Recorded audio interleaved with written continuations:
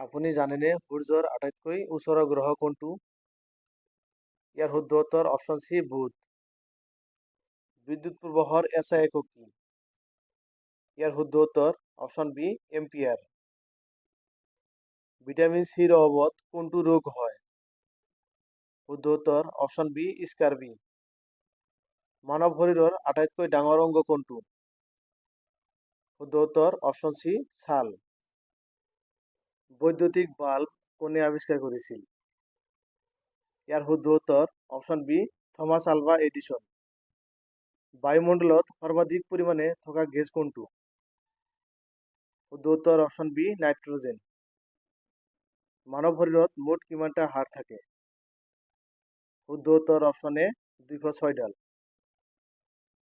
মানুহৰ পাকস্থলীৰ ৰসত থকা এচিডটো হ'ল?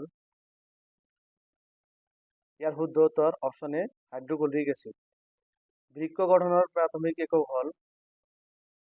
শুদ্ধ উত্তৰ অপশ্যন ডি নেফ্ৰন। আমাৰ লালটিত থকা উত্তেজকবিধক বলা হয়? শুদ্ধ উত্তৰ অপশ্যন এ এমাইলেজ। তলৰ কোনটো পদাৰ্থ? ইয়াৰ শুদ্ধ উত্তৰ অপশ্যন বি বায়ু। 0 ডিগ্ৰী চেলচিয়াছত কিমান কেলভিন? ইয়াৰ শুদ্ধ উত্তৰ অপশ্যন চি 273 কেলভিন। পানীৰ উতলাংক কিমান? শুদ্ধ উত্তৰ অপশ্যন চি 100 ডিগ্ৰী চেলচিয়াছ। বাষ্পীভৱনৰ হাৰ বৃদ্ধি পায়? শুদ্ধ উত্তৰ অপশ্যন এ উষ্ণতা বাঢ়িলে। উষ্ণতাৰ এছআই একক কি? শুদ্ধ উত্তৰ অপশ্যন চি কেলভিন। বিজ্ঞান দিৱস ভাৰতত কেতিয়া পালন কৰা হয়? ইয়াৰ শুদ্ধ উত্তৰ অপশ্যন এ 28 ফেব্ৰুৱাৰী। মানৱ শৰীৰৰ সৰ্ববৃহৎ গ্ৰন্থি কোনটো? ইয়াৰ শুদ্ধ উত্তৰ অপশ্যন বি যকৃত। কোনটো গ্ৰহক ৰঙা গ্ৰহ বুলি কোৱা হয়?